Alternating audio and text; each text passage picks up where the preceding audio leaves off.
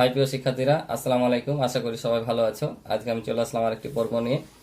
আমি আজকে এ পর্বে আলোচনা করব অনুশীলনী 1.1 এর 4, 5, 6 নম্বর অঙ্ক নিয়ে। তো তোমরা ক্লাসটি প্রথম থেকে শেষ পর্যন্ত দেখবা। আমি তোমাদেরকে সহজভাবে বুঝিয়ে দেওয়ার চেষ্টা করবো ইনশাল্লাহ।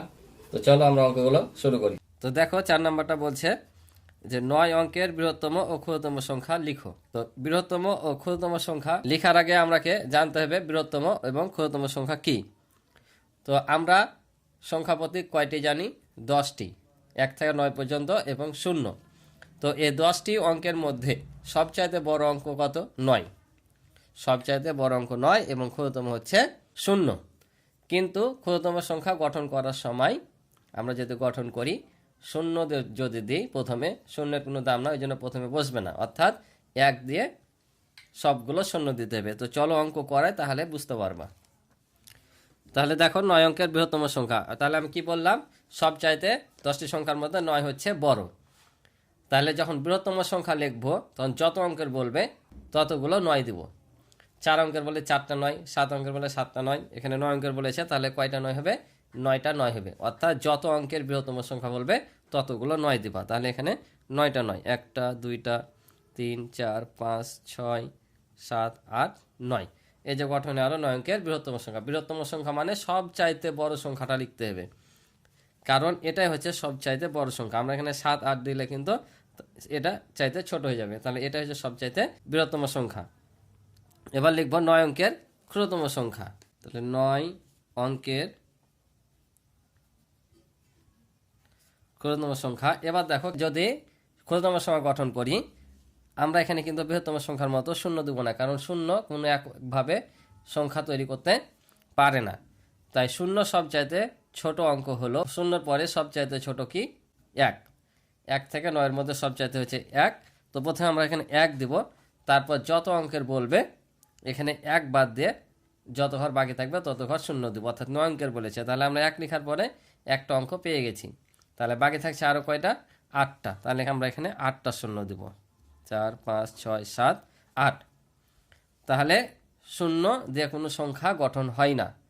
যে কোনো সংখ্যার পূর্বে 0 দিয়ে সংখ্যা গঠন হয় না। আমরা যদি এখানে 0 0 দিতাম, 1টা 2টা 1000টা 0 দিলে 0 দাম থাকতো না, কিন্তু 1-এর পরে দেওয়ার ফলে 0-এর দাম বেড়ে গেছে। কারণ একটা দিলাম তখন 10, আরেকটা দিলাম তো 100, এমন করতে করতে 9 অঙ্কের মানে 10 কোটি হয়েছে। কাজে যখন ক্ষুদ্রতম সংখ্যা বলবে তখন 1 দিয়ে বাকিগুলো 0 দিবা, ঠিক আছে? এবার 5 নাম্বার দেখো, বলছে একই অঙ্ক মাত্র একবার ব্যবহার করে 7 অঙ্কের বৃহত্তম ও ক্ষুদ্রতম সংখ্যা গঠন করো।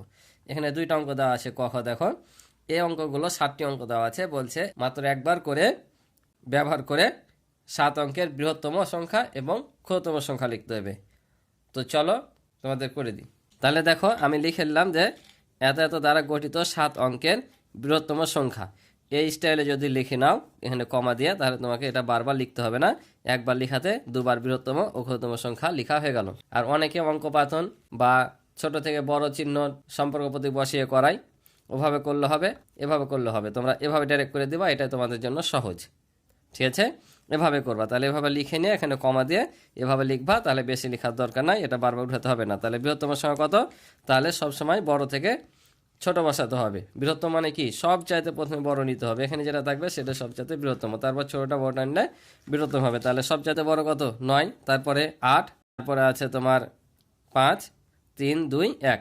তাহলে 1 2 3 4 5 6 7, 7 অঙ্কের বৃহত্তম সংখ্যা হয়ে গেল। এখন ক্ষুদ্রতম সংখ্যা যদি লিখি, তাহলে এটাকে যদি বিপরীত ক্রমে সাজিয়ে দিই আমরা, তাহলে হয়ে যাবে। অর্থাৎ প্রথমে 1, তারপরে 2 3 4 5, তারপর হচ্ছে 8, তারপর 9।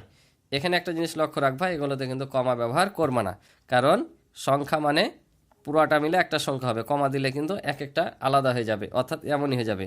এখানে কমা ব্যবহার করবা না, আশা করি বুঝেছো। তাহলে পরেরটা দেখো, সেমভাবে উঠে নিলাম যে এত এত দ্বারা গঠিত 7 অঙ্কের বৃহত্তম সংখ্যা। তাহলে আবারও কি করবো? বড় থেকে ছোট। তাহলে প্রথমে কত লিখবো? 9 লিখে নিব। 9, তারপরে 8 আছে, তারপরে 7 আছে, তারপরে 5 4 3 0। তাহলে আমাদের বৃহত্তম সংখ্যা লেখা শেষ। এখন ক্ষুদ্রতমটা লিখবো। তো ক্ষুদ্রতম লিখতে গেলে কি করতে হবে? তাহলে আমি এখানে বললাম যে বিপরীতভাবে সাজালে আবার ক্ষুদ্রতম হয়ে যাবে। এখন যদি এটা বিপরীতভাবে সাজায় তাহলে ক্ষুদ্রতম হবে? হবে না, কারণ এই যে এখানে 0 আছে, শূন্য যদি কোনো সংখ্যার সামনে দাও সেটার দাম থাকবে না, যেটা আমি আগে বললাম যে শূন্য যদি কোনো সংখ্যার আগে দিই ওই শূন্যটার দাম থাকবে না, কিন্তু আমাকে 7 অঙ্কের বলেছে, তাহলে আমি যে শূন্য দিয়ে আর শূন্যের দামই যদি না থাকে তাহলে কী হবে, 6 অঙ্কের হয়ে যাবে।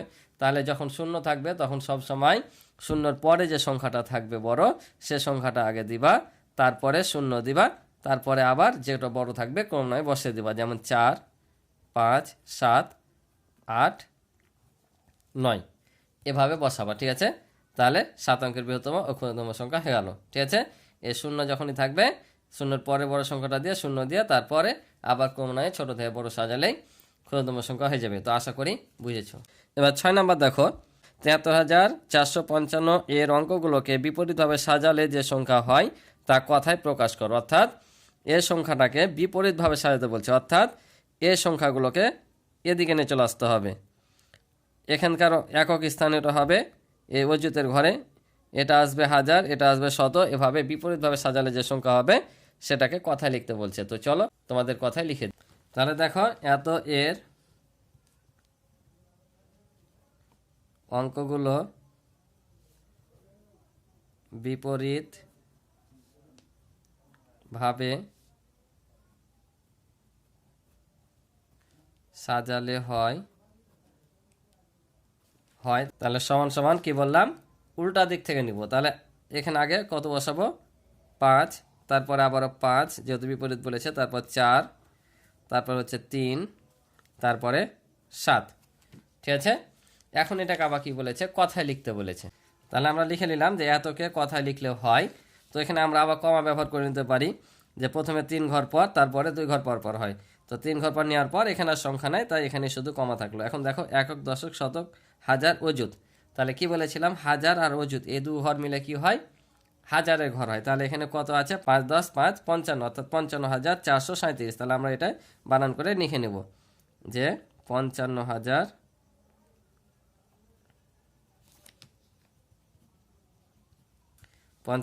কত, 437।